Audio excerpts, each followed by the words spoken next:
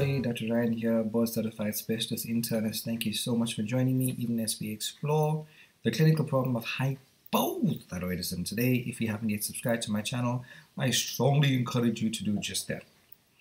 What is hypothyroidism? Nice to ask. Hypothyroidism is a clinical condition that results simply from thyroid hormone deficiency. Hypothyroidism is more common among women than men, and symptoms include weight gain, fatigue, poor concentration, depression, constipation, cold intolerance, dry skin, proximal myopathy, hair thinning or loss, and menorrhagia. Physical findings of hypothyroidism include hypothermia, bradycardia, diastolic hypertension, which will give you a narrow pulse pressure, cognitive impairment, coarse facies, lateral eyebrow thinning, goiter, dry or coarse skin, hoarse voice, delayed relaxation phase of the deep tendon reflexes, non-putting peripheral edema, and macroglossia. I will look at a picture later on. Now, mixed edema coma represents a severe and life-threatening complication of hypothyroidism, usually associated with a precipitating factor such as infection. Whenever you suspect hypothyroidism based off your history and your clinical signs, it is good to confirm with a low serum-free T4. All right. Now guys, how are we going to stratify hypothyroidism based on your thyroid-stimulating hormone? You get TSH independent, which implies that the thyroid gland is the problem, or TSH dependent, which implies that the pituitary, or less likely the hypothalamus, is the problem. So TSH independent hypothyroidism, what we call primary hypothyroidism, and TSH dependent is central hypothyroidism. And how do we certify the different causes of primary hypothyroidism?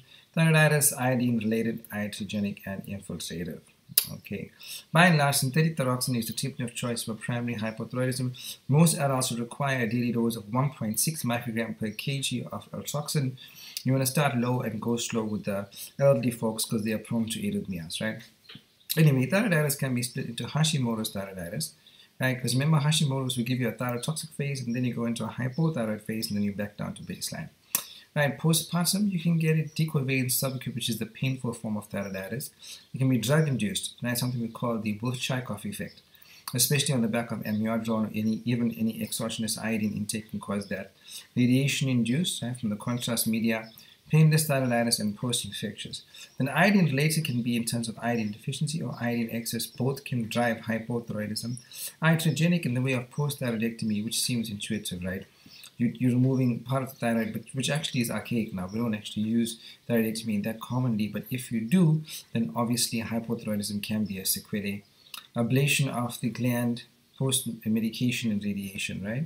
Infiltrative issues, so our famous hemochromatosis, which is iron overload, amyloidosis, sarcoidosis, renal thyroiditis, right?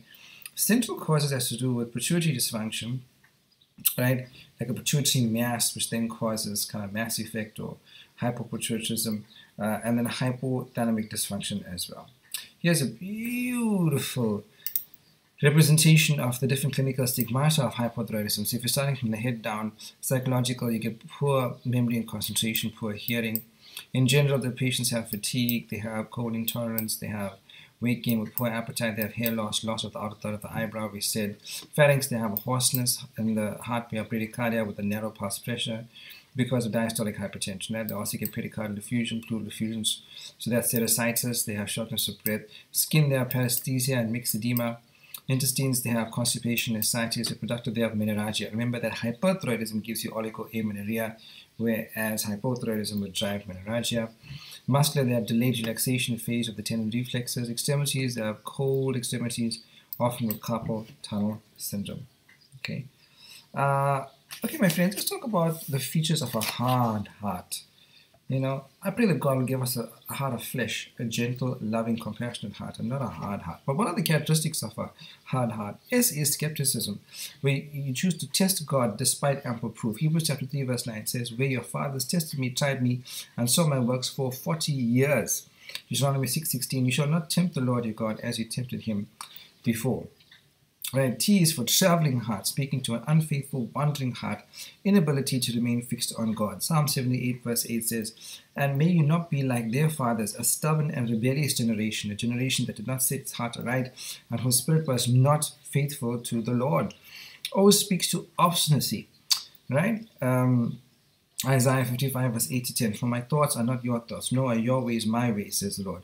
Whereas the heavens are above the earth, so are my ways higher than your ways, and my thoughts higher than your thoughts. Whereas the rain comes down and the snow from heaven, and do not return there, but water the earth, and make it bring forth and bud, that it may give you seed to the sower and bread for the eater. Right? Someone who is obstinate perceive God's displeasure, but refuse to walk in his ways.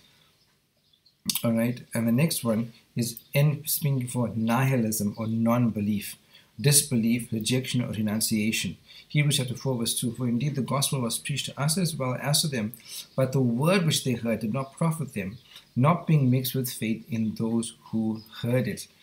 He speaks to estrangement, to be estranged from God, to be separated from God. Galatians chapter 5 verse 4, you have become estranged from Christ. You who attempt to be justified by law, you have fallen from grace. This is estrangement from Christ, and the result is they fall from grace. S is selfishness. And we are not called to be selfish, but to be loving. Lots of examples, especially the example in the story about the Good Samaritan and the attitude of the priest and the Levite.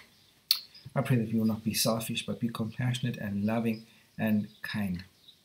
Alright, thanks guys. I hope you enjoyed this video. I'll see you soon with another rapid review in internal medicine. Take care. God bless.